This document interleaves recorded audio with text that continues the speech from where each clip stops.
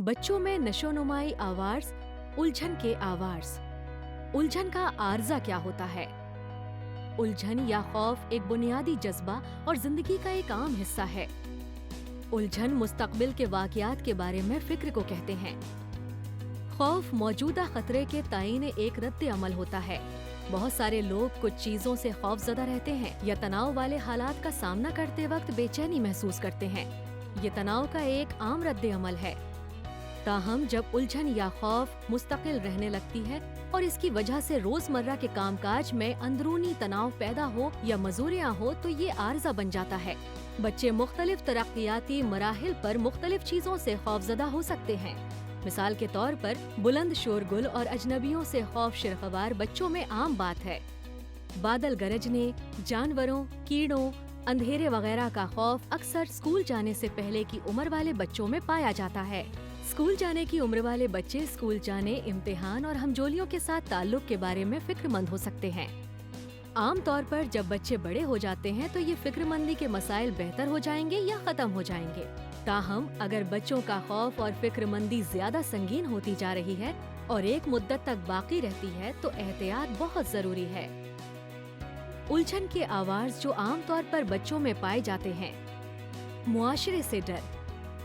बच्चे इस वक्त शदीद खौफ जाहिर करते हैं जब गैर मनूस लोगों का सामना हो और जब दूसरों के साथ बातचीत शुरू करनी हो। उस वक्त भी वो खौफ का इजहार करते हैं जब वो तवज्जो का मरकज बन जाते हैं, जैसे कि स्टेज पर परफॉर्मेंस करना या फिर क्लास में कोई जवाब देना। अलैदगी की उलझन। वालिदैन या निगाहदश्त करों से अलग किए जाने पर उनमें बहुत ज्यादा उलझन पैदा हो जाती है। अक्सर वो अपने वालिदैन को खो देने के बारे में फिक्रमंद रहते हैं, जिसके नतीजे में इन्हें अकेले रहने में हिचकिचाहट होती है। यहाँ तक कि स्कूल जाने में भी इनकार कर देते हैं। आम उलझन का आर्जा। रोजमर्रा के मुतादिद मामलात के बारे में हद से ज्यादा और मनफी फिक्रमंदी जाहिर करते हैं। मिसाल तालीमी परफॉर्मेंस, हमजोलियों के साथ ताल्लुक या हादसात के बारे में। मुस्तकिल तनाव और फिक्रमंदी की वजह से उन्हें चिड़चिड़ेपन का एहसास हो सकता है, तबीयत खराब हो सकती है या नींद नहीं आती है। मखसूस चीजों से खौफ। बच्चों को मखसूस चीजों या हालत से खौफ होता है, जैसे कि जानवरों, कीड़ों, तारीकी वगैरह से खौफ। आम तौर पर वो खौफ वाली चीजों या सूरत हाल का सामना करने से बचते हैं और अगर बच नहीं पाते तो वो घबराहट महसूस करते हैं। इंतखाबी सुकूत। बच्चे मखसूस मशारती सयाक़ सबक जैसे कि स्कूल या मशारती इज्तिमात में मुस्तकिल तौर पर बोलने से इनकार करते हैं, लेकिन वो ऐसी सूरत हाल में आम तौर पर बात कर सकते हैं जहां वो खुद को महफूज और आरामदा महसूस करते हैं। उलझन के आर्जा का सबब क्या है? उलझन का आर्जा किसी एक अंसार की वजह से नहीं होता है, बल्कि पता चला है कि नफ्सियाती और माहौलियाती उलझन के अवार्स का किरदार अदा करते हैं। तिब्बी तहकीक में उलझन के आर्जा में मुब्तला अफराद में न्यूरोट्रांसमीटर के गैर मामूली सतह का पता चला है। उलझन के अवार्स में मुब्तला अफराद के दिमाग के मखसूस हिस्से में कुछ बेकायदा सरगर्मियां होती हैं।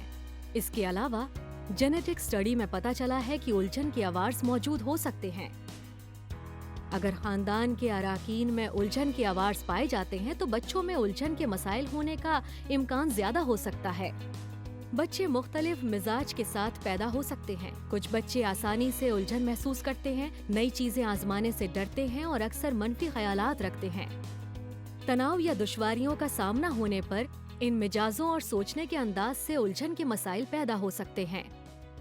जिंदगी के तजर्बे भी उलझन के मसाइल का सबब बन सकते हैं, जैसे कि सीखने में मुश्किलात, साथियों के जरिए डराना धमकाना और खानदानी मसाइल। इसके अलावा परवरिश की तर्ज जैसे कि हद से ज्यादा मुहाफिजात से ये मसला और भी शदीद हो सकता है। कभी कभी वालिदैन की तरफ से हद से ज्यादा उन्हें सुकून बख्शना। कभी कभी बच्चे वालिदैन का मुशाहिदा करके और तकलीद करके भी उलझन वाला बर्ताव सीख सकते हैं। उलझन का आर्जा बच्चों को कैसे मुतासिर करता है? उलझन के आर्जा की वजह से अक्सर जिंदगी के मुख्तलिफ पहलुओं में बड़ी मुदाखलत होती है। ये बच्चों के समाजी ताल्लुक या तालीमी परफॉर्मेंस पर असर अंदाज होती है। वो कोशिश करने से बचते हैं, अक्सर उनसे इज्तिनाब करते हैं, जिससे स्कूल और उनकी समाजी जिंदगी में उनकी शिरकत और परफॉर्मेंस मुतासिर हो सकती है। उलझन जिस्मानी बीमारियों का सबब बन सकती है, जैसे कि पसीना आना, पेट में दर्द, मसल्स में दर्द और धड़कन का बढ़ना। نیند اور بھوک کے مسائل بھی ہو سکتے ہیں۔ الجھن کے عارضہ میں مبتلا بچوں کی مدد کیسے کی جائے؟ علاج کا انتخاب الجھن کے مسئلہ کی نوعیت اور شدت کے مطابق کیا جاتا ہے۔ بچپن کی الجھن کے علاج میں عام طور پر نفسیاتی تدبیر کا استعمال کیا جاتا ہے، جبکہ زیادہ عمر والے اور زیادہ شدید علامات میں مبتلا بچوں کے لیے ادویاتی علاج پر غور کیا جا سکتا ہے۔ والدین ان کے علاج میں ایک اہم کردار نبھاتے ہیں۔ والدین بچوں کی الجھن کے مسئلہ کو ممکنہ طور پر مزید تقویات بخشنا یا قائم رکھنے والے رد عمل کی شناخت کر کے ان کے خوف کو دور کرنے میں ان کو ہمت دیتے ہیں۔ الجھن کے عوارض میں مبتلا بچوں کے بڑے ہونے پر انہیں کیا ہوگا؟